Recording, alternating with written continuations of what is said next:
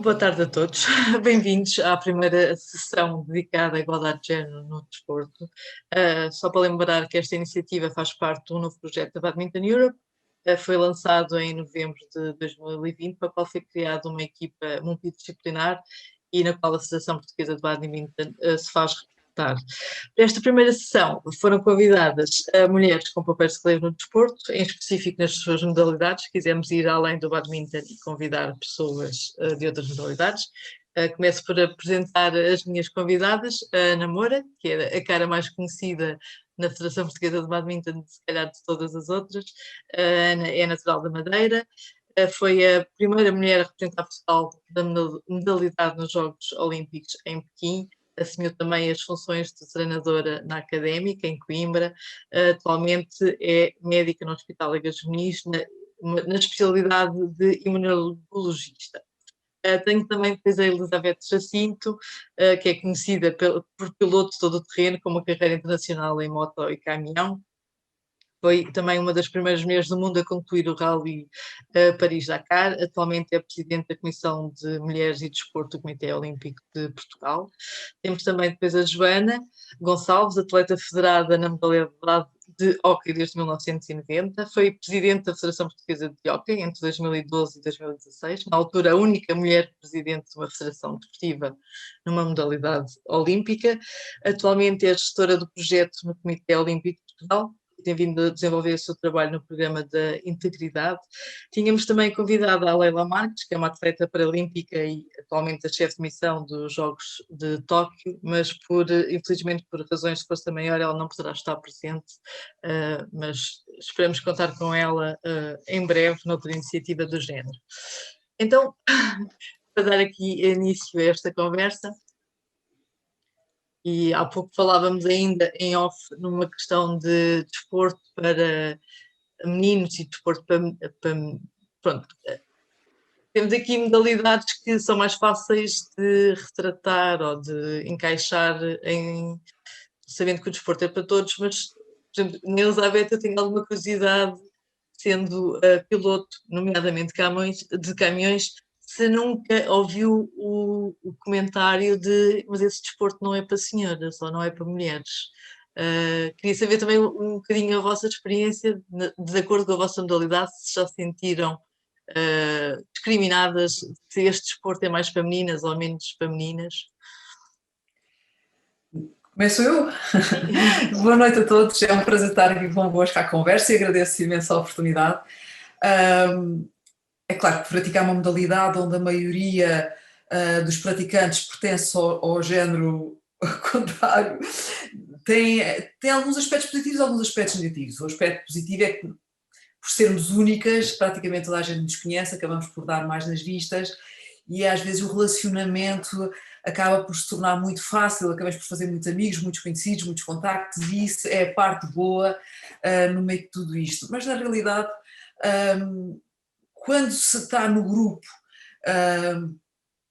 para fazer parte do grupo e apenas porque os nossos resultados são fraquinhos, somos das últimas da classificação, as coisas correm muito bem, somos muito bem aceitos, há sempre muitas palavras de simpatia, muitas palavras de amizade, as coisas já não são exatamente da mesma maneira quando começamos a subir na classificação geral e quando começamos a ser verdadeiras adversárias numa modalidade que, entre aspas, não é a nossa, ou que não é para nós mulheres. E aí é que às vezes começamos a sentir o peso da diferença. Eu durante muitos anos, ou na maior parte do tempo, o meu desafio nesta modalidade era um desafio muito pessoal e portanto eu usava aquele truque de fingir que não me apercebia tudo aquilo que pudesse ser um obstáculo à minha progressão, tudo aquilo que pudesse ser uma barreira, eu fingia que não dava por ela, ou se tivesse mesmo que ser confrontada com essa barreira, encontrava soluções para contornar e avançar. E de facto, esta questão dos obstáculos pela questão do género, tive vários, mas que eu fui contornando de uma forma subtil, fingindo que não dava por eles, porque era assim a minha maneira de agir, ou seja, tive uma educação clássica, onde de facto havia coisas que eram para mulheres e coisas que eram para homens, modalidades de homens e modalidades de mulheres, e portanto eu própria muitas vezes tinha dificuldade em gerir estas questões, dotar a mais uma modalidade. Portanto, eu já disse várias vezes, uma das razões que me fez deixar a competição de mota foi de facto eu sentir que não era reconhecida no meu trabalho. Eu trabalhava muito, empenhava muito, dedicava-me imenso.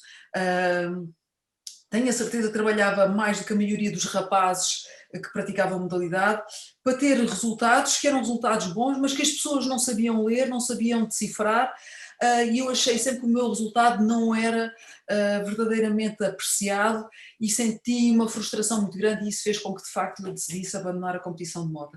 Eu acho que um dos meus principais adversários ao longo destes anos todos foi de facto a descredibilidade, o facto das pessoas não acreditarem que eu era capaz de fazer, que eu conseguia ter bons resultados esportivos, que eu conseguia ser uma boa desportista, e portanto a minha luta durante estes anos todos era ser aceite no meio como um bom piloto, por ter capacidades de condução de qualidade e não por ser uma mulher no meio dos homens. E essa foi a minha luta sempre durante estes anos todos.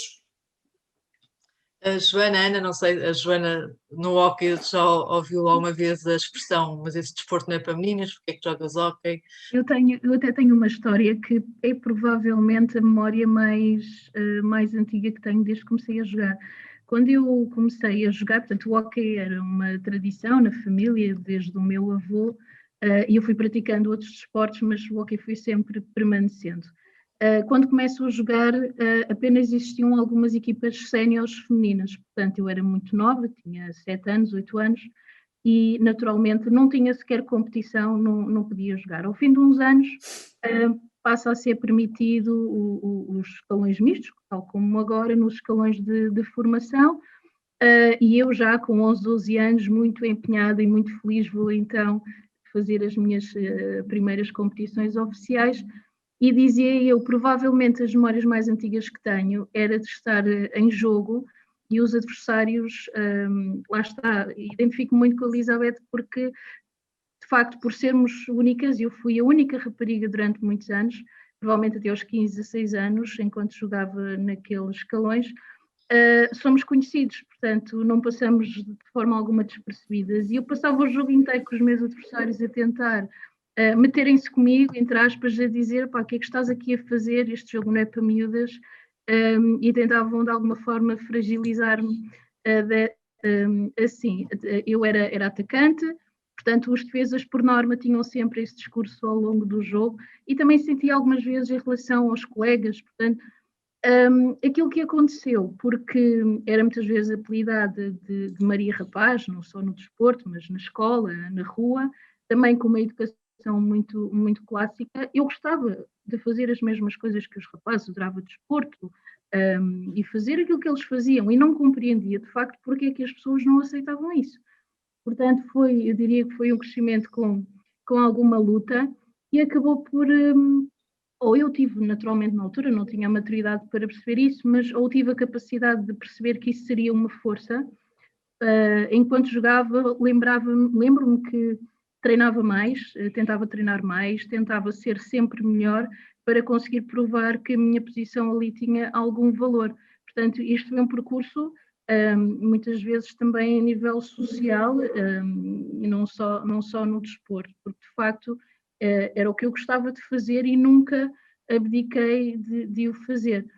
E este é um exemplo de que nós podemos ser os principais adversários de nós próprios, porque de facto se eu tivesse desistido de jogar e de fazer aquilo que gostava, provavelmente depois não teria feito o percurso que fiz. E o que é curioso é que ao fim de muitos anos, diria 20 anos depois, quando eu já estou num cargo dirigente na federação, em inúmeras vezes parei-me com a mesma sensação de que aquela miúda de 12 anos tinha no campo. Quando eu, por exemplo, tinha que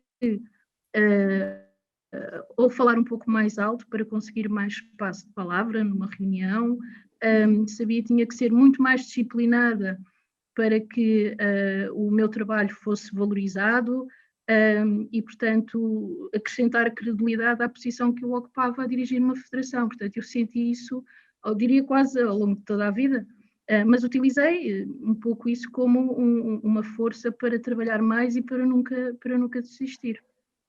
Não sei se posso dar continuidade à conversa da Joana, que eu acho muito interessante, porque ela disse ali uma frase que eu senti na pele, é que nós somos adversárias de nós próprios, não é? Eu há bocadinho, quando vos estava a falar da minha sensação de frustração enquanto piloto de moto, por não sentir o reconhecimento do meu trabalho, eu estava exatamente a ser adversária de mim própria e fui exatamente adversária de mim, porque, ou seja, pesava-me imenso toda aquela formação que eu tive e sentia-me a mais na minha modalidade, percebia que não era para mim, que não tinha condições, que as pessoas não consideravam, e aquilo tudo foi um peso enorme para mim.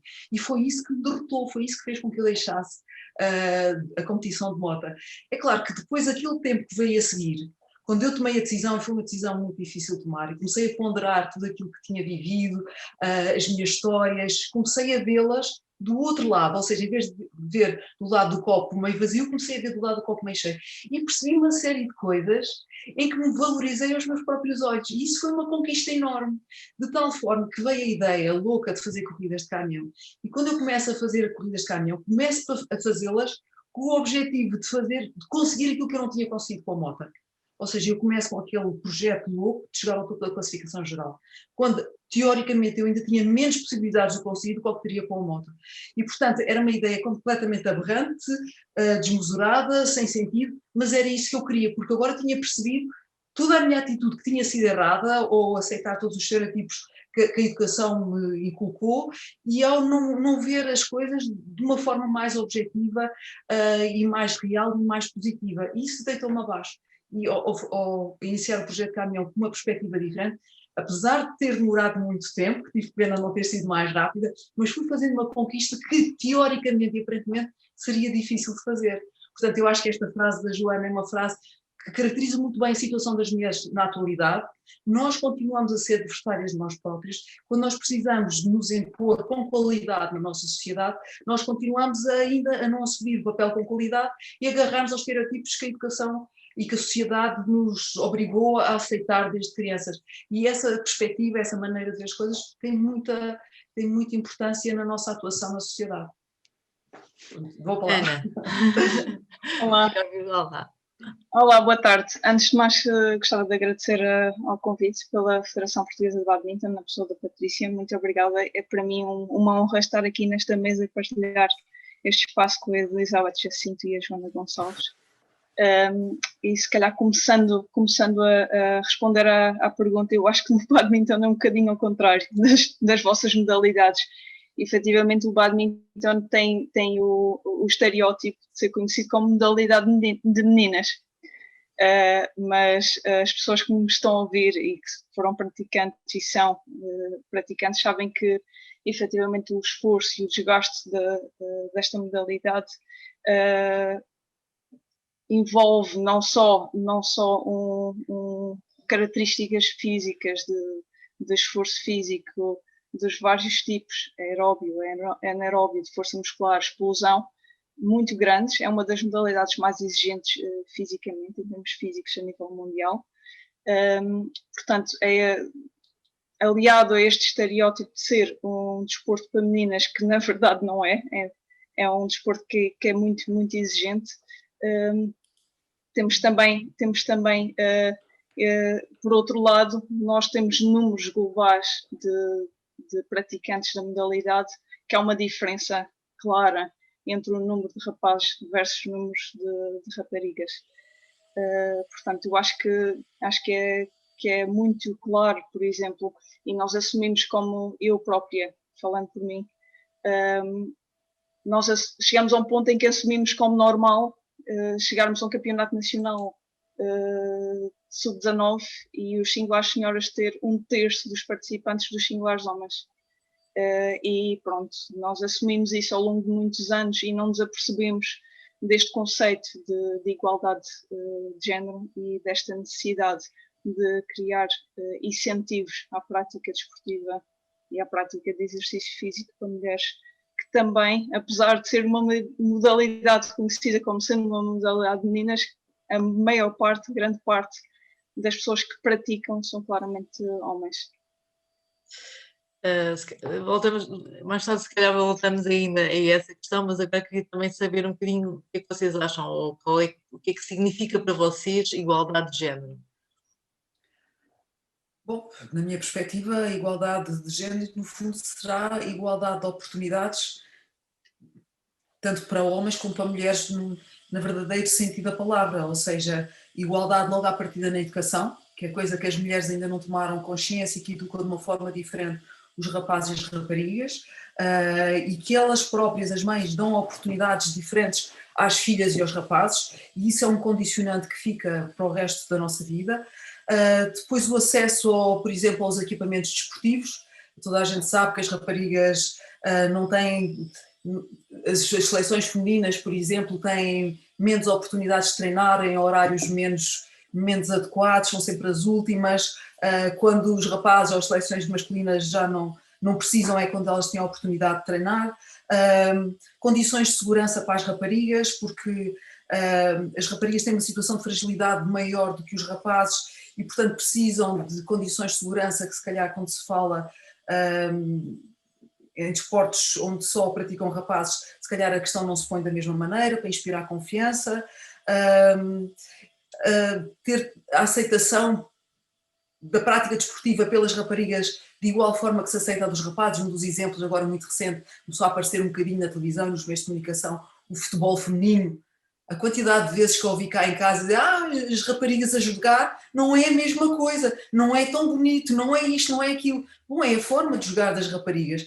É uma modalidade esportiva como outra qualquer, mas a verdade é que são postas para segundo plano, não têm o mesmo destaque nos meios de comunicação social, não são tratados da mesma maneira, os seus resultados não são valorizados e, portanto, para mim, a igualdade de género no desporto significa isso mesmo, verdadeira igualdade a todos os níveis, para os rapazes e para as raparigas, até na forma como nós encaramos o desporto. Eu dei o exemplo de cá em casa se olhar com um olhar crítico as raparigas a jogar futebol, mas de uma maneira geral todos nós, quando vemos as raparigas a praticar modalidades masculinas, a gente critica e temos logo aquela tendência a dizer assim, estão a fazer uma coisa que não deviam estar a fazer porque aquilo não é a modalidade delas. E é essa nossa mentalidade que também tem que mudar, para que haja uma verdadeira igualdade.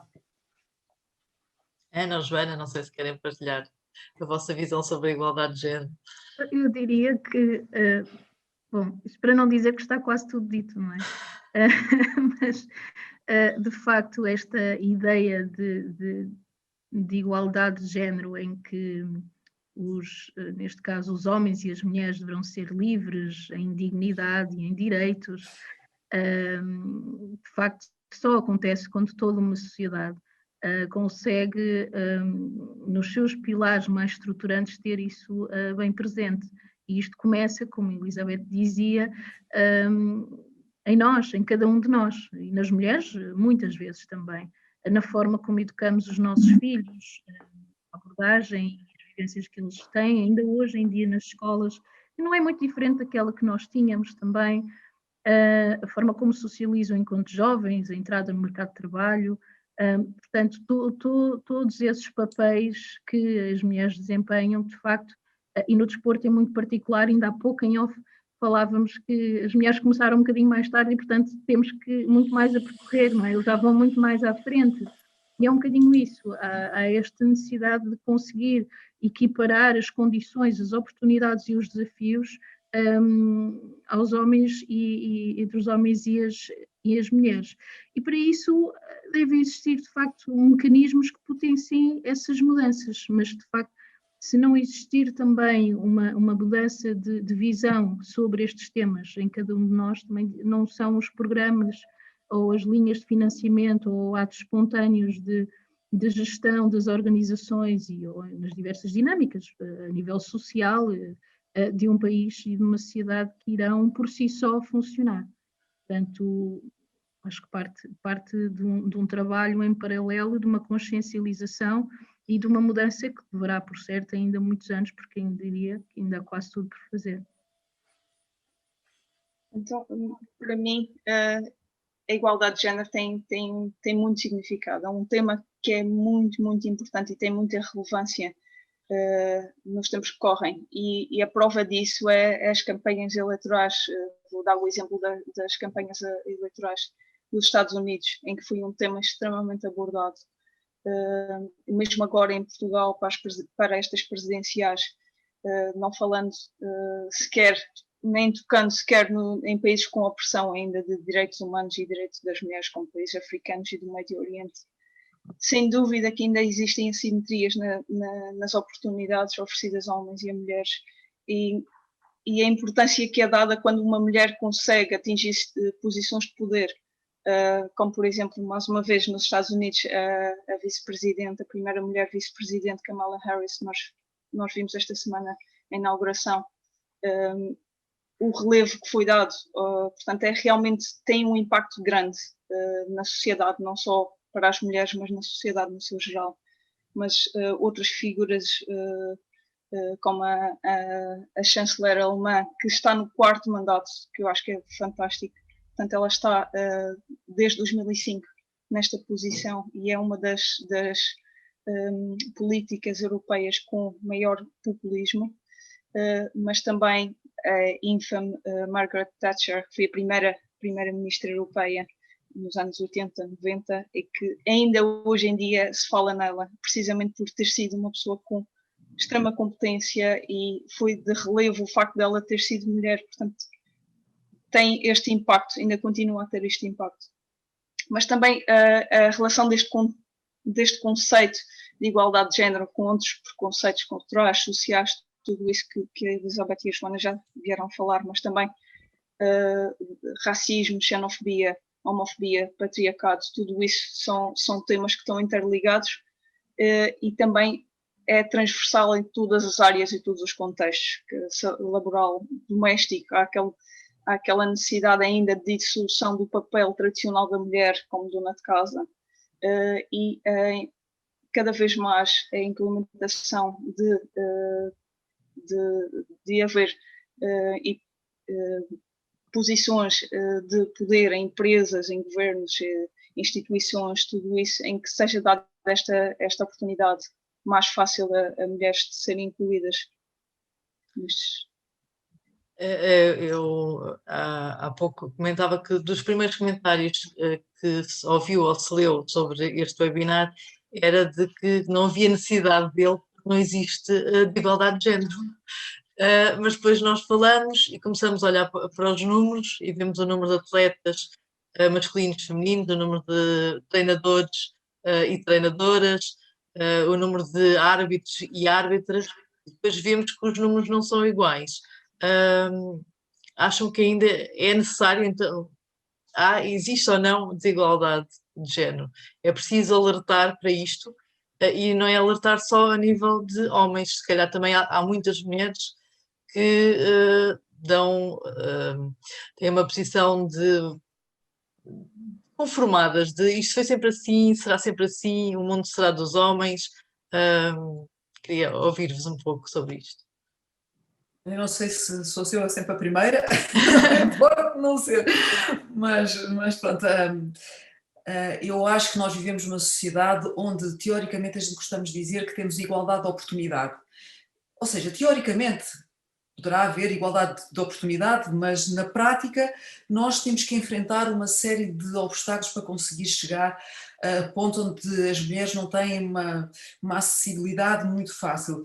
E de facto nós temos feito uma progressão muito gradual nesta conquista da igualdade de género. E no fundo,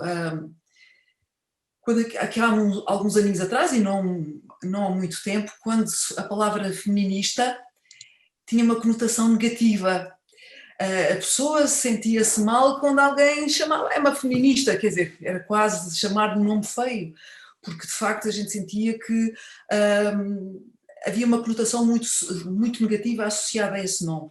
E muito recentemente, quando se começou a falar nesta questão da igualdade de género, houve muitas pessoas que se incomodaram e fizeram comentários depreciativos, e vejam lá agora, também ela agora está na comissão e é feminista. Pronto, a gente acaba sempre por ouvir esses comentários, o que traduz naturalmente um certo desconforto em relação a essa situação.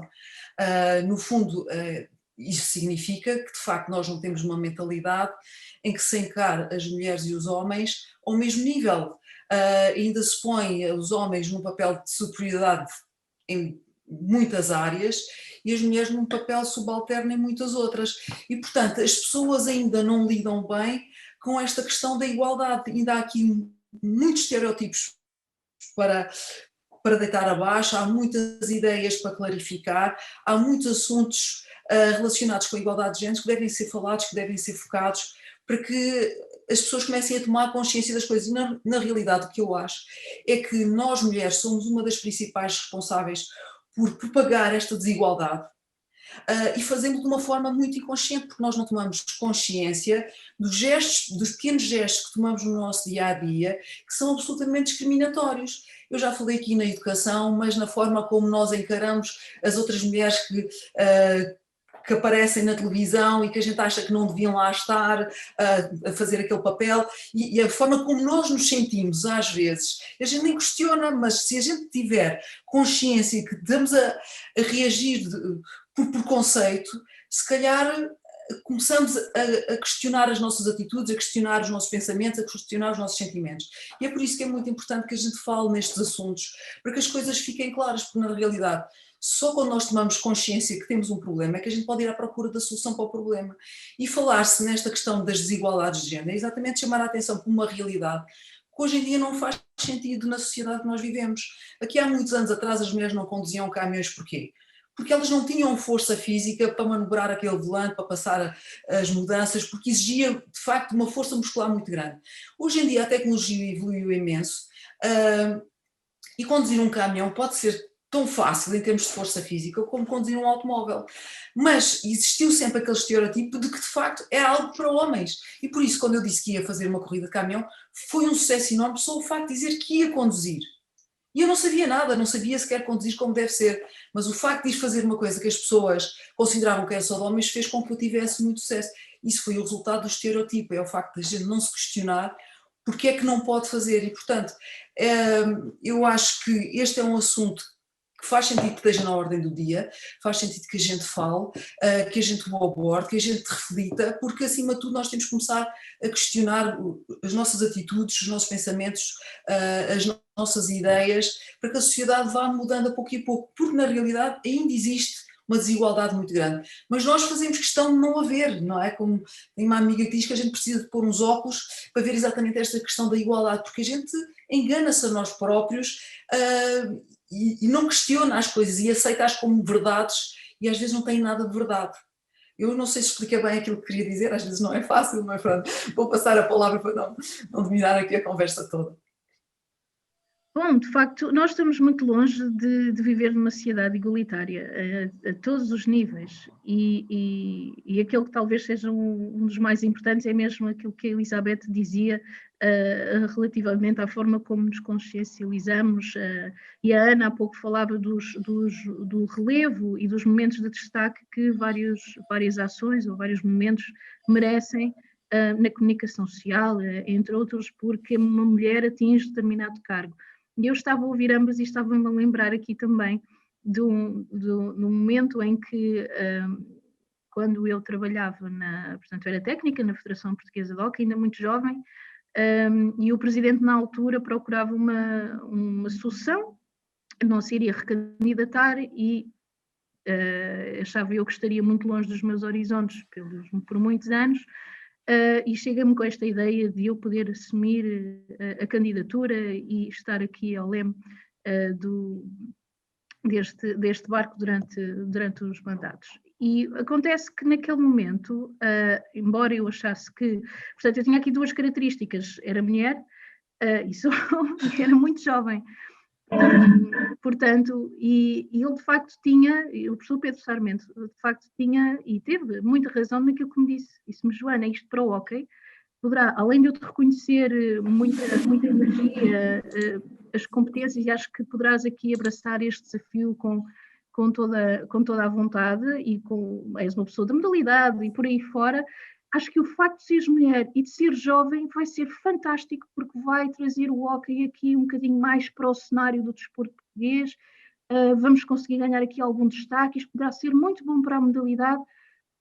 E de facto, eu depois de ser eleita, não concorri sozinha, é verdade, mas depois de ser eleita, eu faço capa no Jornal de Notícias. Apenas fui eleita como presidente de uma federação desportiva. Portanto, eu diria que naquilo que nós conhecemos, não é algo que aconteça recorrentemente cada vez que as federações têm eleições, que apareça a fotografia do presidente eleito na capa de um jornal, como o Jornal Notícias, portanto, e depois uma peça muito grande sobre mim, sobre a minha história.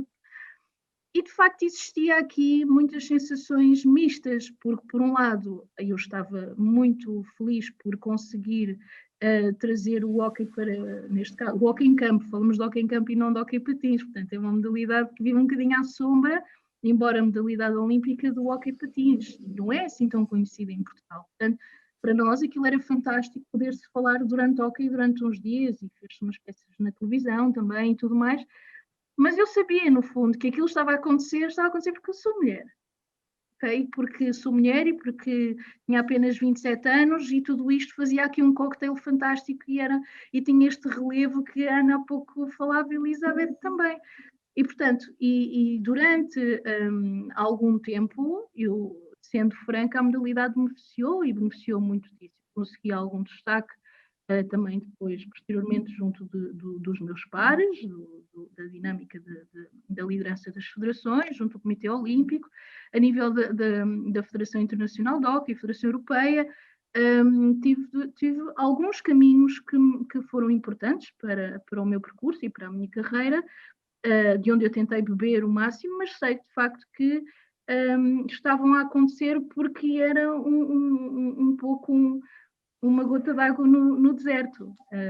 E estava a ouvir aqui os colegas a falar e a lembrar-me muito disto, de forma como se vive ainda hoje, e não foi assim há tanto tempo, portanto isto foi em 2012, isto é muito real ainda, e de facto demonstra bem que o cenário está longe de ser o ideal e que há muito por fazer, muito ainda por debater, muitas soluções para encontrar e muito trabalho para fazer em simultâneo em todos os pilares da sociedade.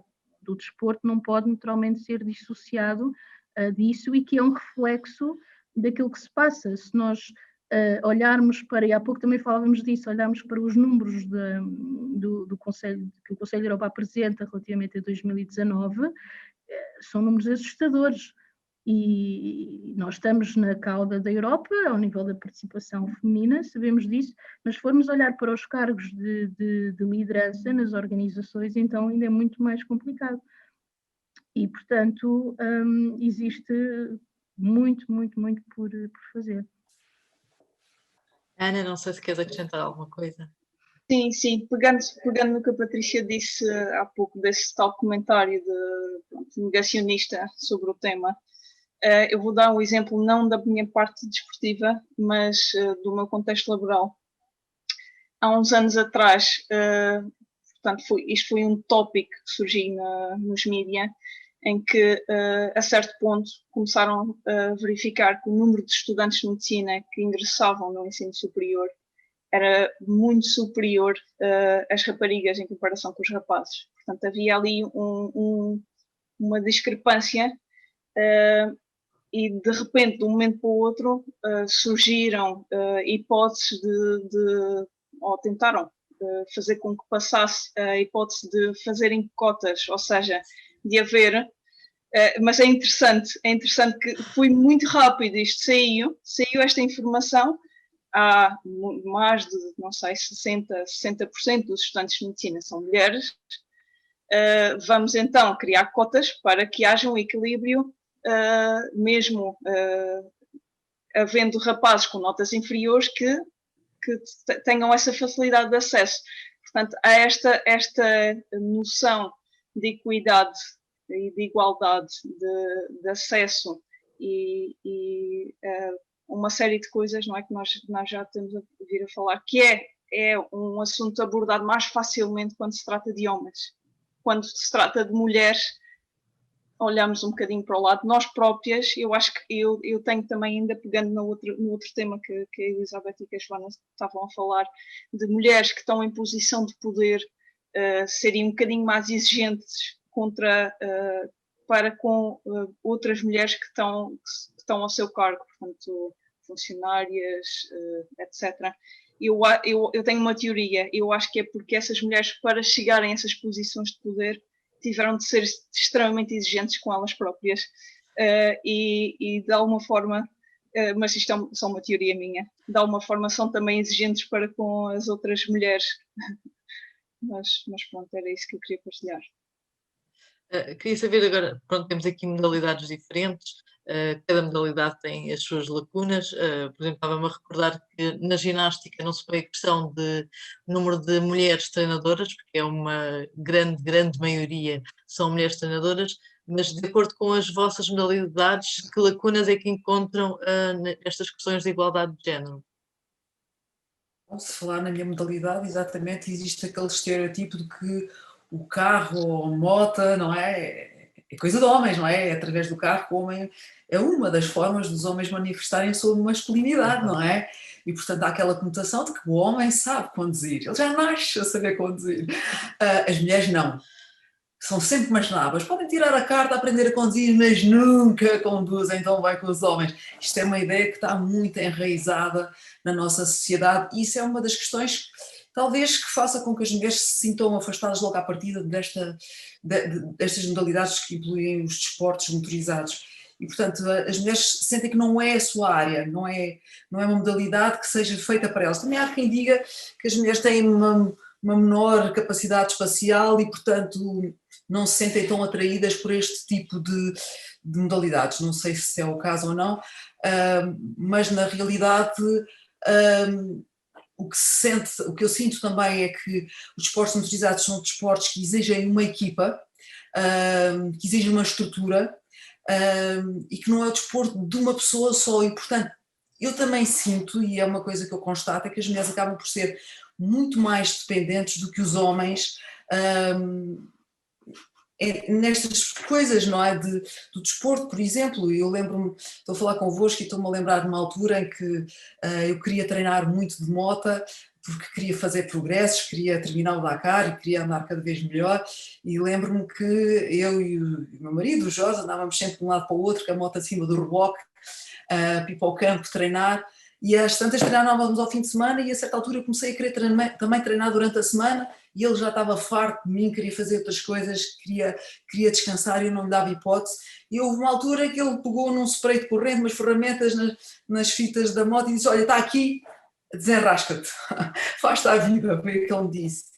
E eu fiquei assim com falta de ar, e agora como é que eu faço para treinar? Vou treinar sozinha, não é? Tinha ali o kit, eu chamei o kit faz-te à vida, mas sozinha não conseguia ir, e é esta dependência que nós temos de uma equipa que condiciona também esta modalidade, para além de ser uma modalidade muito que exige uma base financeira muito grande e portanto que tira um bocadinho a autonomia a qualquer pessoa que queira ingressar nela. E no fundo lutei muito por patrocínios, mas se uma jovem não tiver um pai endinheirado, por exemplo, dificilmente começará a andar de moto ou fazer corridas de automóvel, ou seja o que for, porque de facto tem que ter uma base económica bastante grande.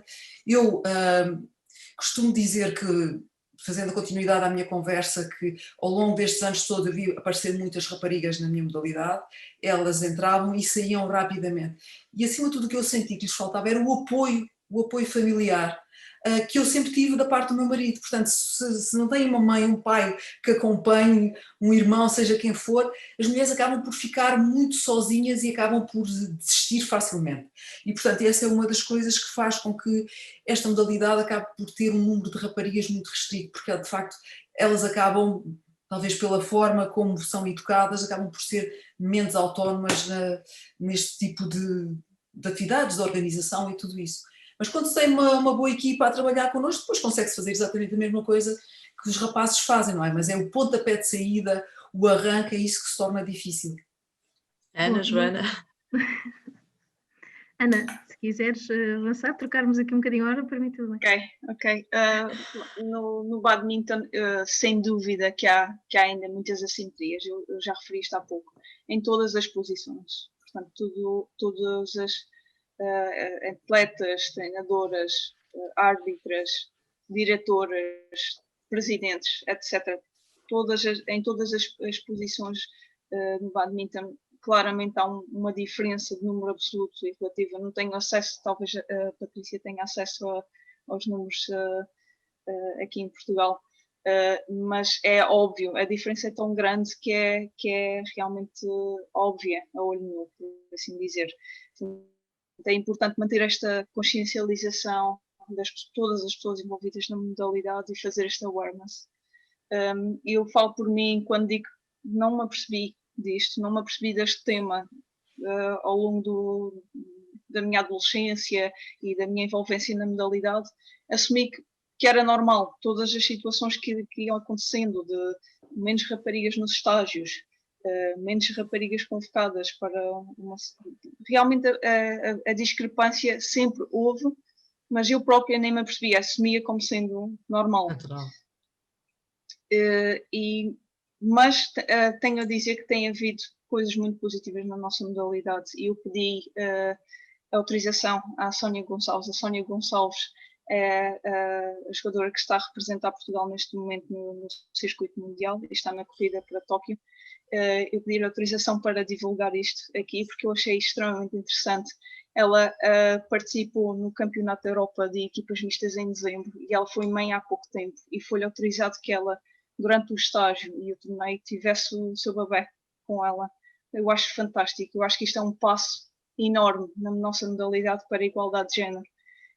Mas há outros, eu tenho outros exemplos, não estando bem por dentro exatamente do trabalho exaustivo realizado. Todos nós envolvidos na modalidade sabemos que houve uma diretora mulher que nos últimos anos tem desenvolvido imenso a nossa modalidade, a Sónia Lopes, e tem tido um papel central no desenvolvimento do badminton através da federação.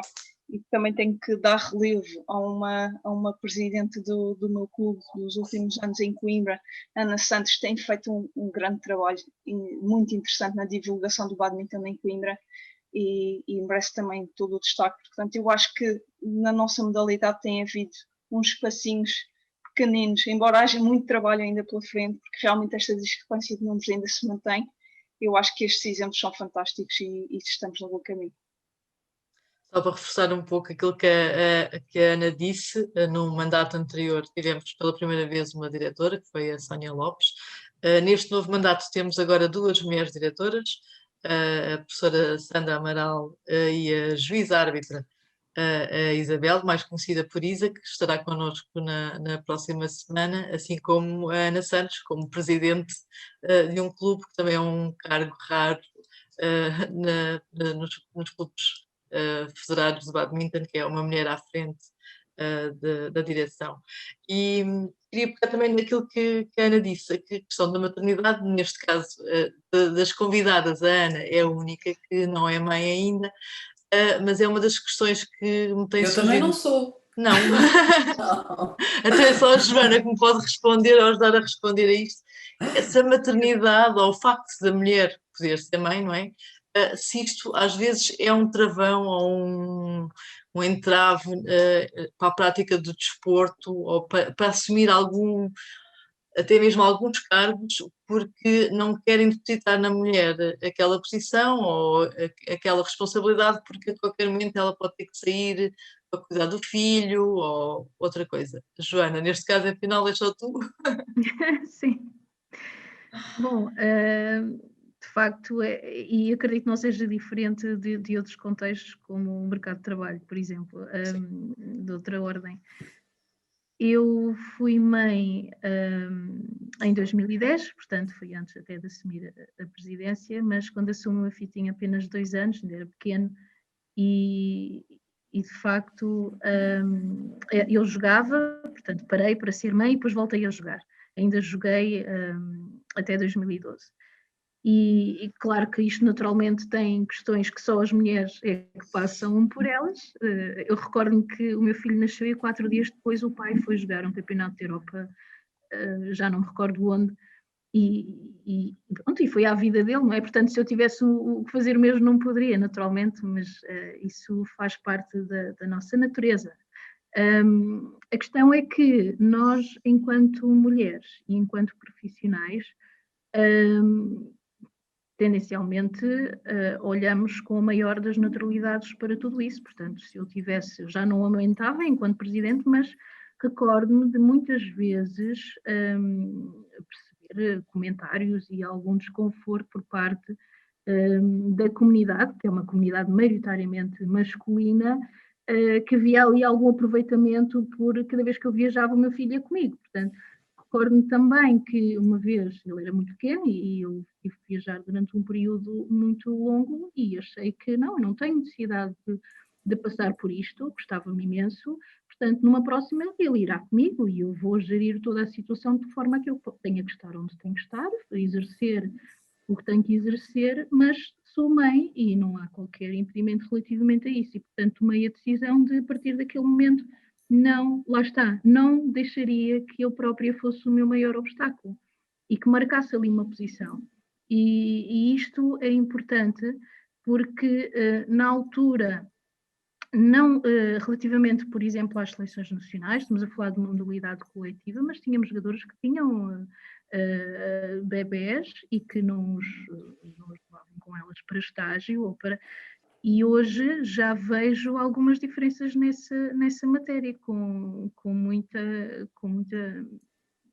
satisfação, que eu percebo que isso já tem vindo a ser de alguma forma contornado. Portanto, faz parte da posição enquanto mulher e depois enquanto atleta e enquanto profissional, se assim for, desde que sempre possamos partir do pressuposto em que as pessoas são competentes, que sabem o que estão a fazer e conseguem gerir a sua vida pessoal e profissional. Portanto, não diria que fui eu que quebrei um bocadinho aqui estes estigmas, mas posso dizer que passei por ele, mas que hoje vejo que já não acontece da mesma forma, o que é muito positivo.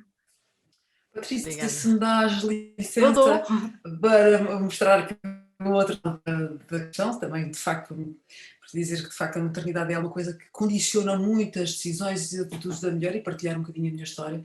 Foi uma das coisas que eu sempre fui muito mãe, mas o desporto ocupou um espaço tão importante para mim que eu decidi adiar. Em cada ano eu adiava mais um ano, sendo aquela perspectiva de que enfim, para o ano já não vou conseguir ter patrocínios, para o ano já não vou conseguir correr, vou aproveitar este ano, a gravidez fica para o ano que vem, e fui adiando, até acabei por não os ter naturalmente, mas é aquela questão de dizer assim, se eu parar para assumir a maternidade, não vou nunca mais conseguir patrocínios para voltar. E, portanto, percebi e esse era um dos aspectos. O outro aspecto era eu perceber, enquanto piloto de moto, corria riscos que eu não queria correr se fosse mãe. Portanto, e ao ser mãe, os riscos que eu corria de moto era qualquer coisa que tinham que ser arrumados numa gaveta e, portanto, tinha que mudar a minha forma de estar e se calhar eu própria acabaria por optar por não correr mais de moto. E, portanto, estas questões da maternidade é uma questão que acaba por condicionar muitas opções das mulheres, quer em termos profissionais, quer em termos nestas áreas de lazer, de desporto e de tudo isso. No fundo, eu acho que todos os problemas têm solução, e era por isso que eu comecei com esta conversa, e hoje em dia passo um bocadinho naquele sentido de os pais terem também um papel mais ativo nesta questão da maternidade. Porque enquanto eu fui criança, o meu pai tinha muitos dias que não o via, não é? Ele trabalhava, chegava à casa tarde e era com a minha mãe que nós nos entendíamos diariamente. Hoje em dia os pais têm um papel muito mais ativo na educação das crianças e já houve vários estudos que provaram que esse é um benefício muito grande, não só para as crianças, como para o casal, como para os próprios pais. Portanto, é um benefício para todos. Portanto, aquele afastamento que sempre se fez de que o pai vai trabalhar e a mãe é que educa, é algo que está a mudar a pouco e pouco e que é fundamental que mude para que esta questão da igualdade de género se implante de uma forma mais correta. No fundo, ambos têm um papel de responsabilidade sobre as suas crianças e essa responsabilidade devê-se não é só no facto de trazer dinheiro para casa, mas partilha de tempo, partilha daquelas atividades do dia-a-dia que são fundamentais. Isso faz com que a mulher se fique mais liberta para a sua atividade profissional e que o homem possa também dizer no seu emprego, desculpem, eu não posso ficar numa reunião até às 11 da noite, porque tenho que ir buscar as crianças, tenho que dar jantar, e essa partilha das atividades familiares é fundamental para o equilíbrio de género. De outra forma, nunca conseguiríamos lá chegar. Eu gostava também de dizer que eu sou, se as pessoas podem me ouvir falar e achar que eu sou uma radical, não sou. Eu digo sempre, homens e mulheres são diferentes em muitos aspectos e é essa diferença que é saudável e é essa diferença que nós temos que preservar.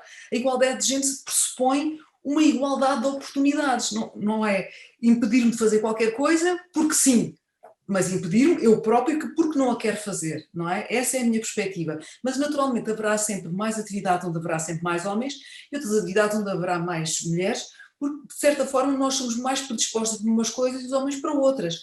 Mas o que é saudável é que as pessoas possam optar de forma livre aquilo que querem sem condicionamentos exteriores a elas próprias. E é isso que é importante. E, portanto, acho que há este passo da partilha das atividades domésticas e familiares, que é um passo extremamente importante que nós temos que dar todos nós, no sentido de haver uma verdadeira igualdade de género na nossa sociedade.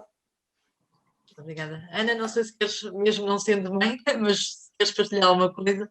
Eu queria partilhar mais uma coisa, não nesta parte, mas na parte de pessoas de destaque na nossa modalidade, portanto, acrescentar aquelas 3 que eu disse. Estou aqui a ver a Susana Maldonado. A Susana Maldonado, se não me engano, é a única juiz-árbitro internacional mulher que nós temos em Portugal, e acho que juiz-árbitro em termos absolutos, portanto, de ambos os sexos, não sei se é. Portanto, temos uma pessoa. Neste momento vejo ao João Fragoso. Ok, está bem, pronto. Mas também tem sido uma pessoa com extremo, um valor extremo na nossa modalidade e é também um orgulho para nós. Agora, voltando aqui para uma próxima questão, nós temos de falar disto também ao longo desta hora, que nas diferentes modalidades existem alguns papéis que são subrepresentados, a questão das treinadoras, de árbitras, como agora estavam a falar, até mesmo a nível da administração, os órgãos de direção das associações, dos clubes. Na vossa opinião, quais é que são as razões para isto acontecer, para que haja um número tão reduzido de mulheres treinadoras, de mulheres árbitras, mulheres presidentes de federações, de clubes, etc. Quais é que acham que é as razões principais deste número reduzido de mulheres? Começo eu? Começa sempre. Eu acho que uma das razões é de facto a ausência de exemplos, não é? O facto desses cargos terem sido sempre assumidos pelos homens, as mulheres partem do princípio que são cargos para homens, não são cargos para elas, não é? E essa de facto é uma das razões, portanto, ou não haver um exemplo, nós arredamos essa possibilidade na nossa lista de possibilidades de profissão enquanto crianças para quando chegarmos à adulta, e por lá a ausência desses exemplos também permite que nós não tenhamos com quem aprender a desempenhar os papéis. E quando nós eventualmente assumimos um desses papéis, temos dúvidas como é que se deve fazer. Muitas vezes temos tendência a imitar os homens e, como eu disse há bocadinho, homens e mulheres são diferentes na maneira de fazer as coisas e se calhar o melhor caminho não é o imitar o género oposto, não é imitar os homens, que a gente o faz bem. É exatamente encontrar o nosso caminho e encontrar a maneira correta de fazer as coisas. E, portanto, o não ter com quem aprender é de facto uma das grandes limitações. E depois é, no fundo, aquela educação estereotipada que nós tivemos e que eu também já falei nela, e o facto de esses cargos serem assumidos também maioritariamente por homens, e naturalmente quando esses cargos têm que passar, naturalmente quem é que se vai buscar? Vai-se buscar pessoas com quem a gente se identifica, e os homens identificam-se com os homens e as mulheres com as mulheres. Como as mulheres não fazem parte do grupo, acabam por ficar um bocadinho de fora. Daí a necessidade das mulheres começarem também elas próprias a aprender algumas coisas com os homens, que temos muito para aprender com eles, nesta questão de assumir estes papéis e assumir estes cargos, mas estabelecer redes de contactos, estabelecer uma rede de influência onde umas mulheres puxam as outras e, acima de tudo, se trabalhar em grupo, que é uma coisa que os homens fazem muito bem, têm um espírito de interajuda e de cooperação muito grande. Enfim, é uma herança do passado que as mulheres não tiveram, portanto não aprenderam, mas nós temos a aprender. As mulheres têm que estar sempre como adversários umas das outras. E os homens não, os homens são muito cooperativos e nós temos que aprender a ser cooperativas umas com as outras para podermos a pouco e pouco ir fazendo essa conquista para chegar aos lugares de topo e desempenhá-los com qualidade, porque sem qualidade não vale a pena. As cotas, de facto, é um dos aspectos que eu sou a favor deles, como um abrir de porta para que se possa chegar ao topo e constituir com isso um exemplo e um modelo que possa servir. Porque eu digo muitas vezes, todo o meu trabalho ao longo destes anos todos, o que é que fica realmente? Fica o exemplo de dizer assim, pode-se fazer, não há razão não se fazer, desde que a gente queira, desde que a gente trabalhe, desde que seja de desempenho, pode-se fazer. Agora, não podemos arredar a nós próprios a possibilidade, não é? E isso é que é importante nós encararmos com objetividade das questões, e pronto, acho que fugi um bocadinho da resposta que queria dar, porque as conversas ficam mais estranhas, mas acho que apontei aqui os aspectos que eu acho que são importantes, que é a falta de exemplo, o facto das mulheres não serem cooperativas, o facto da necessidade de estabelecermos uma rede de influências em que as mulheres se interajudem para conseguirem fazer a conquista, e acima de tudo termos a humildade de aprender, de detectar quais são os nossos defeitos, que temos alguns que não jogam a nosso favor quando nós queremos assumir esses cargos de liderança, e ver quais são as nossas qualidades e usarmos as nossas qualidades para assumirmos esses papéis. Não vou dizer que a maternidade às vezes não é um obstáculo, que é, mas temos que saber gerir muito bem, porque esse é o nosso papel também, não é? E não podemos pôr de parte completamente. Bom, eu se calhar então pegava aqui nesta deixa de Elizabeth e trazia um pouco um outro lado aqui da questão, mais direcionada para o desporto em particular e para aquilo que está a acontecer e também na forma de atuar das organizações desportivas. Claro que estes alicerces que a Elizabeth aqui falava estão todos por detrás de tudo aquilo que está a acontecer e de facto demonstram que a mulher tem desempenha um papel que é fundamental enquanto agente de mudança. E falávamos da herança relativamente ao papel da mulher no desporto, portanto, que começa a entrar muito mais tarde, portanto, tudo isto traz aqui custos acrescidos e um caminho que tem que ser percorrido e que levará com certeza mais tempo. Depois, o próprio papel da mulher na sociedade. Nós não temos uma sociedade igualitária todo. Podemos ver em algumas sociedades mais desenvolvidas, onde estas coisas no desporto particularmente já começam a mudar, mas eu acho que há aqui um fator que naturalmente não é único, mas que me parece interessante trazer aqui à discussão. E há pouco a Patrícia falava na ginástica. E se nós olharmos para as modalidades que têm uma predominância da prática desportiva de raparigas, depois o que acontece, tal como acontece na minha modalidade, a cultura da modalidade é uma cultura de percurso, como acredito em muitas, de facto, para além de sermos atletas, desempenhamos papéis na arbitragem, na área do treino e depois em outros cargos também. Ora, se nós tivermos uma base maior de praticantes, de jovens raparigas a praticar uma modalidade, eu acredito que não será por certo a receita, mas é com certeza aqui um ingrediente importante nesta sopa, vamos dizer assim. Com certeza teremos, se nós conseguirmos salvaguardar e conseguirmos que as organizações esportivas salvaguardem o papel e a participação das jovens raparigas na sua base e que as acompanhem ao longo do percurso, naturalmente que a importância não podemos deixar de lado a importância de existência de referências, mas se todo o modelo for nas suas componentes mais estruturantes, for direcionado para esta equidade de género, desde a prática desportiva e ao longo do percurso de alguém numa modalidade, ou de rapariga num determinado desporto, por certo, ela considerará no futuro desempenhar outras funções e continuar ligada à sua modalidade, mesmo pós-carreira de atleta. Portanto, eu acho que é importante olharmos aqui um bocadinho o fenómeno da ginástica e outras, ainda que em contexto de guerra tenham surgido desta forma, e a certo é que são modalidades onde a predominância feminina acontece porque há mais mulheres na modalidade. Portanto, é muito importante que desde o topo até à base e até aos clubes, associações, exista, ou seja, que esta questão da igualdade de género, que eu quero com isto dizer, e sem fugir também muito à questão, é que não seja só um vaso de flores que fique lá muito bem, quase como um selo de certificação de que esta modalidade dá relevância à igualdade de género e tudo mais. Portanto, é preciso passar da teoria à prática.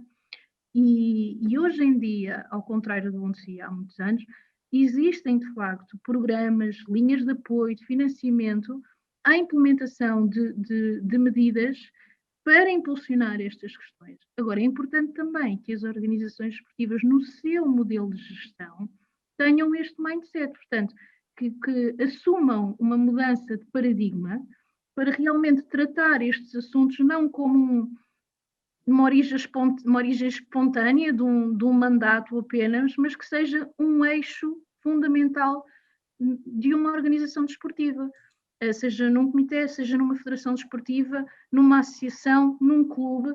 Este é um tema que deve estar no seio, um pouco como algo que é fundamental à sua existência e ao seu modelo de governação, e não como o tal vaso de flores que fica bem na sala para dizer que temos. Utilizar este exemplo do vaso de flores também para as questões de integridade.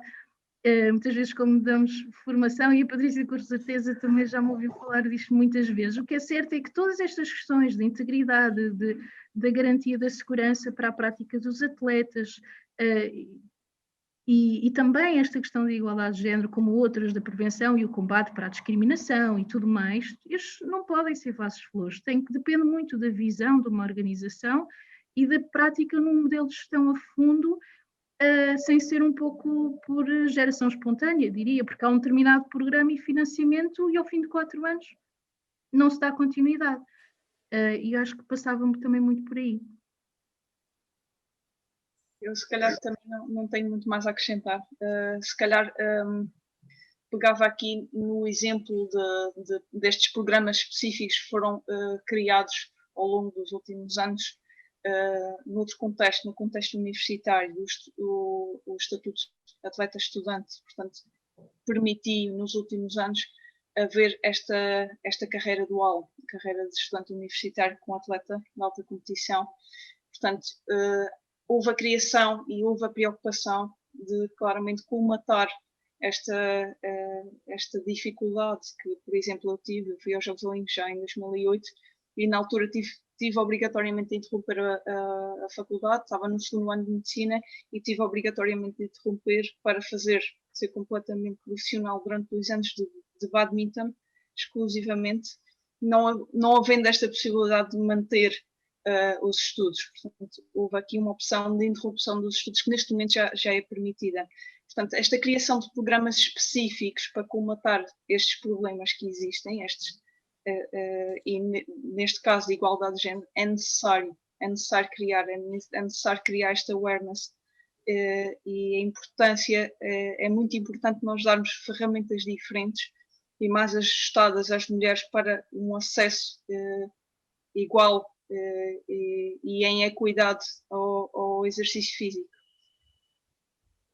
Ainda sei que algumas pessoas que estão a assistir têm algumas questões, já tenho aqui uma no chat, mas ainda antes de passar essa questão, queria só, a título de curiosidade, perguntar porque é que aceitaram este desafio de participar numa conversa de domingo à tarde para falar de igualdade de género e que expectativas é que têm para este tipo de iniciativas sobre o falar, o discutir sobre a igualdade de género?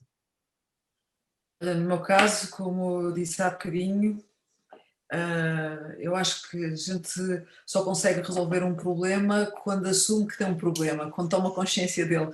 E depois de tomar consciência dele é que nós partimos à procura de eventuais formas de o resolver. Portanto, esta questão de se falar na igualdade de género, eu acho que é importante para alertar as pessoas para o facto, porque nós, se pomos em causa, se nós vamos dizer que a sociedade portuguesa não é uma sociedade onde a igualdade de género seja uma realidade, nós parece que estamos a pôr em causa a nossa própria formação, ou seja, o que é que está mal, não é? Que nós deixamos passar as coisas desta maneira durante estes anos todos, vamos pôr em causa a nossa própria educação, a nossa própria formação, e portanto há muitas pessoas que reagem logo e que acham que não, que está tudo bem assim e que só não faz quem não quer.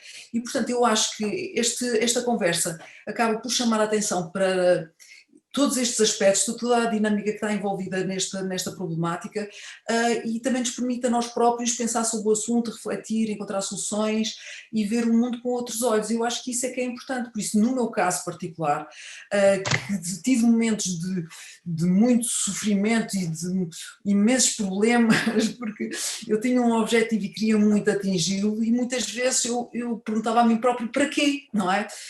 Para quê? Para chegar onde quer chegar, e depois isso serve para quê?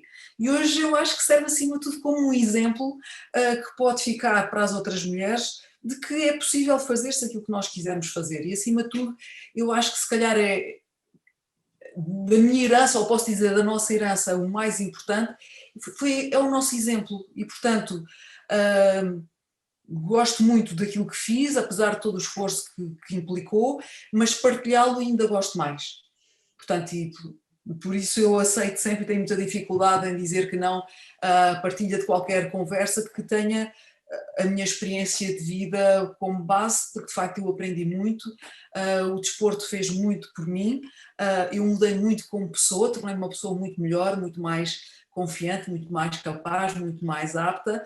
Sou uma apologista do desporto como ferramenta na formação dos jovens. Acho que o nosso país podia ser muito melhor se nós apostássemos no desporto de uma forma séria, e lamento que não se faça, e por isso, como comecei a praticar desporto muito tarde e consegui perceber toda a modificação que o desporto me trouxe, eu acabo por gostar muito de partilhar tudo aquilo que aprendi com os outros, porque acho que eu tive que aprender muitas coisas sozinhas e foram para mim muito mais difíceis de descobrir.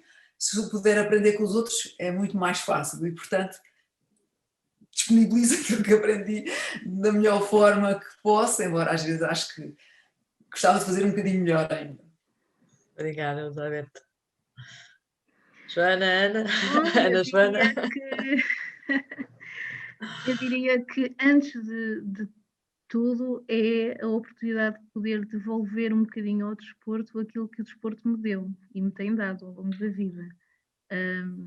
E de facto tem sido uma aprendizagem constante e muito rica, e que me tem permitido não só usufruir dela, como passá-la também ao meu filho. E, portanto, este tema é muito pertinente, é muito atual e será, como dizia aquele senhor no início, que não há necessidade de haver um webinar sobre esta temática, porque não há problema. No dia em que isso acontecer, de facto não há problema nenhum, não é? Portanto, ainda mais sobre um tema deste, eu sinto que tenho o dever de contribuir e de passar um bocadinho aquela que foi a minha experiência, e através dela também tentar, de alguma forma, que jovens raparigas e que as mulheres que estejam à procura do seu sonho e de alcançar os seus objetivos, e que se vejam de alguma forma limitadas nas diversas áreas, porque muitas vezes o nosso percurso é limitativo em muitas das áreas, mas que encontrem aí uma força, porque existem por certo referências, e não somos só nós, por trás estamos aqui 3 mulheres, mas temos muitas e tantas por este país fora, com feitos fantásticos e que devem servir de inspiração, porque de facto é possível, e é possível se acreditarmos. É verdade que muitas vezes temos a sensação que quase que apetece desistir, como dizia a Elizabeth. No meu caso apeteceu-me ir para fora do país e quis estudar para fora, para poder já jogar hóquei lá fora, onde sabia que tinha um contexto que era muito mais valorizado. Foi um pouco fugir, mas a minha intenção sempre foi esta: um dia eu regresso e vou contribuir de outra forma, vou beber daquela cultura onde o desporto é muito valorizado socialmente, vou beber o máximo possível e depois vou trazer para o meu país.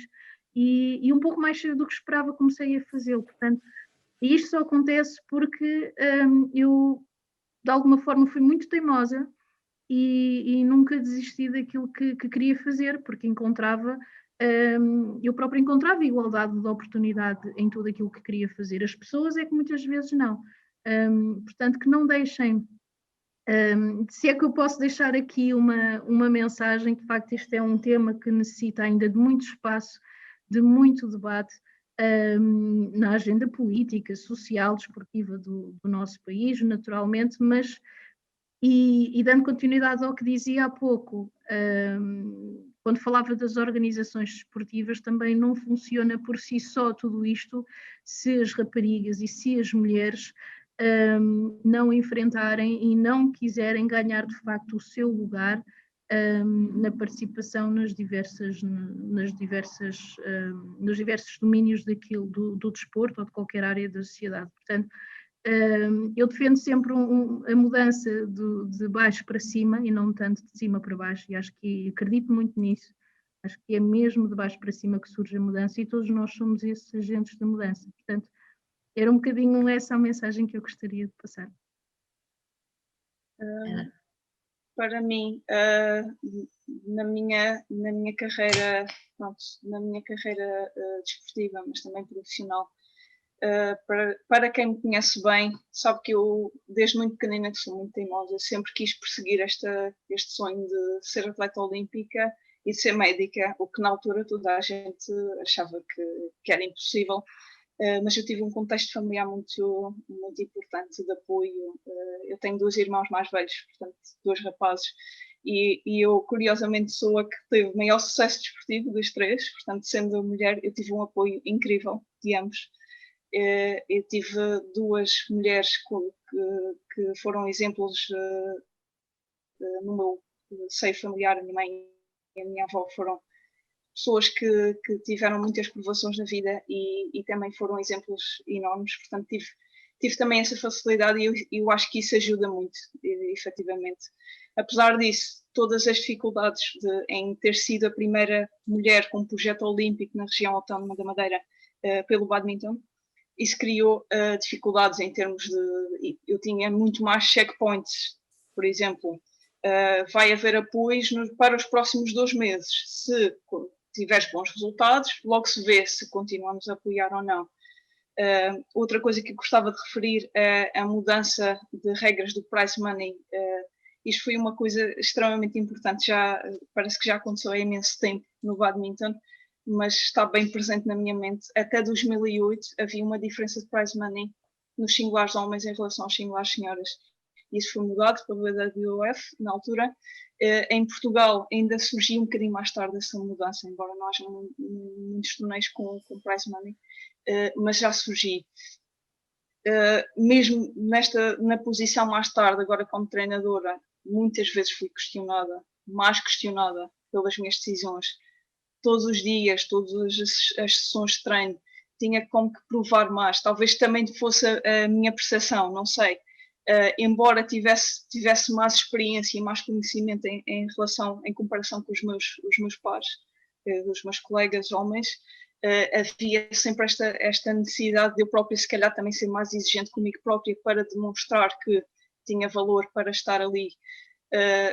E gostava de partilhar uma situação interessante que passei durante muitos anos, funcionários de pavilhões e de ginásios, mas mais de pavilhões, muitas vezes dirigiam-se muito mais facilmente aos meus atletas, que eu era responsável para perguntar coisas corriqueiras, questões corriqueiras de redes, de equipamentos, e mais facilmente iam falar com eles do que comigo, que era responsável. Portanto, e outra coisa que eu acho que todas nós, não sei se vocês também se conhecem nisso, muitas vezes faz parte da preparação física de um atleta de badminton correr, não é? Portanto, correr na rua, e eu desde muito nova que o fazia, e muitas vezes havia os apitos dos carros típicos e os comentários que os homens não acontece tão facilmente. Portanto, o porquê de eu aceitar este desafio, eu acho que todas as raparigas que têm sonhos desse género devem ter esta oportunidade igual de os concretizar, e nós temos todos um papel e temos uma contribuição a dar e fazer tudo ao nosso alcance para que isso aconteça.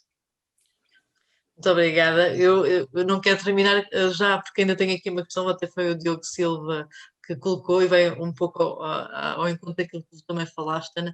Então, o Diogo Silva diz: boa tarde a todas as convidadas e parabéns pela iniciativa. Como interpretam a diferença que existe muitas vezes nos prémios atribuídos em competições desportivas a homens e mulheres, nomeadamente ao nível de prémios monetários? E qual é a vossa realidade a nível das vossas modalidades? Sentem que há mais regalias para um género em detrimento de outro? Ana já falou um pouco disto, mas não sei se queres acrescentar mais, ou Elizabeth. No meu caso, nós não temos prémios em dinheiro de forma nenhuma e, portanto, essa questão para nós não se põe.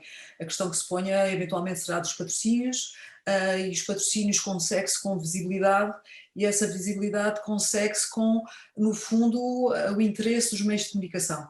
E é aí que às vezes as coisas se tornam bastante complicadas, porque toda a gente sabe que as modalidades masculinas têm uma cobertura muito maior e uma divulgação muito maior do que as masculinas. Portanto, na minha opinião, o argumento que muitas vezes se utiliza para que os homens tenham prémios mais altos é porque, de facto, quando são desportos, espetáculos, têm uma audiência muito maior, mas de facto o jogo está viciado, porque de facto não se dá espaço de antena às raparigas nem às modalidades femininas para elas terem, para que as pessoas se interessem por as ver, não é? E portanto acabam sempre por ter um menor número de pessoas a assistir e a acompanhar, porque de facto as pessoas não podem gostar de algo que não conhecem, não é? E portanto é importante que os meios de comunicação se preocupem, destaque também às modalidades femininas, para que as pessoas possam conhecer e possam começar a gostar e possam começar a interessar-se, e a partir daí passar a haver uma maior igualdade nos prémios. Se me perguntarem se eu acho mal que haja essa diferença, claro que acho, não é? Claro que acho, não posso achar de outra maneira, mas acho que está na nossa mão começar a contribuir para essa mudança. Ana, não sei se a nível de hockey se existe esta diferença de prémios. Não em Portugal, mas eu poderei falar não dos prize monies, mas de condições. Portanto, eu passei por vários clubes e invariavelmente a hora de treino das meninas era aquela que era mais chata, que ninguém queria. Para se conseguir as melhores condições ou os melhores apoios era complicado, a questão dos patrocínios, tal como a Elizabeth falava, portanto, eu acho que ao fim de uns anos nós acabamos até por, a nossa própria ideia sobre as coisas fica um bocadinho viciada, ou seja, existe um certo conformismo, e agora em fase mais adulta, quando refletimos sobre estas coisas, recordo-me eu própria também me conformar, porque era assim que era, e esta era a experiência que nós tínhamos ao longo dos anos, era o contexto em que vivíamos, é que para as raparigas era sempre tudo um bocadinho mais difícil. No mesmo clube, com uma equipa feminina e uma masculina, ainda que a feminina tivesse mais títulos, e isso aconteceu num deles onde eu joguei, com 7 títulos nacionais consecutivos, nós nunca conseguimos o mesmo destaque que tinha, por exemplo, a equipa masculina. Portanto, isto no seio do próprio clube e do município, era muito complicado, lá está, porque era um jogo que era jogado por raparigas e que não tinha tanto destaque, mas também passa muito pelo destaque que se dá à própria modalidade e muitas vezes começa dentro da nossa própria casa. Portanto, se isso não for trabalhado, não for alimentado, a opinião pública também dificilmente vai querer apoiar, quer em espaço mediático, quer ao nível dos patrocínios, as equipas das mulheres. Portanto, nas coisas mais pequenas, muitas vezes, ao nível dos equipamentos, do acesso ao pavilhão, portanto, é uma realidade que eu acredito, e agora não estou tão por dentro, mas que acredito que ainda aconteça por este país fora. Sim, se concordo com ela, também não. Ana, não sei se queres acrescentar algo mais àquilo que já tinhas dito há pouco também sobre a questão dos prémios. Sim, se calhar partilhar um dos argumentos que era usado, muito usado, que era ok, mas nós vamos dar o mesmo prize money quando temos 40 rapazes a participar no torneio versus 8 raparigas. Será que isso é justo? Ao que depois as pessoas foram-se percebendo aos poucos que realmente é preciso, se calhar até dar mais incentivo para nós termos mais raparigas, e se calhar o prize money devia de ser mais alto nas raparigas do que nos rapazes para efetivamente as motivarem mais a vir. E acho que foi relativamente fácil as pessoas irem começando a perceber que realmente é importante haver este awareness e haver estes incentivos, estes programas diferentes para mulheres em comparação com os homens. Não sei se algum dos participantes que está a ouvir quer colocar alguma questão, se quer pode ligar o microfone e fazer a questão. Se ninguém quiser aguardar, ou seja, continuar tudo muito envergonhado. O João Fortunato não tem nenhuma questão. Ficou tudo pronto. Olha, então resta-me agradecer a vossa participação, eu terem aceito o desafio, a todos os que estiveram aqui a ouvir a experiência de 3 mulheres no desporto e a experiência de vida delas e o exemplo também que são e que poderão ser para quem está a ouvir ou para os filhos e para as filhas de quem nos está a ouvir durante este tempo. Muito obrigada. Lembro que na próxima semana voltamos ao assunto, desta vez só com mulheres ligadas ao badminton.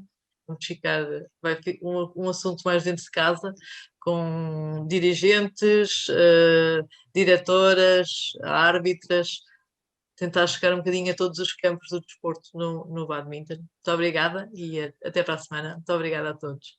Muito obrigada. Obrigada. Patrícia, eu não tive a oportunidade no início de agradecer. Passou-me, acho que estava tão entusiasmada por começar a falar, mas nunca é tarde. Quero agradecer à Federação, naturalmente, a oportunidade que me foi dada. É com muito gosto que aqui estou e é uma honra muito grande partilhar este painel com a Ana e com a Elizabeth.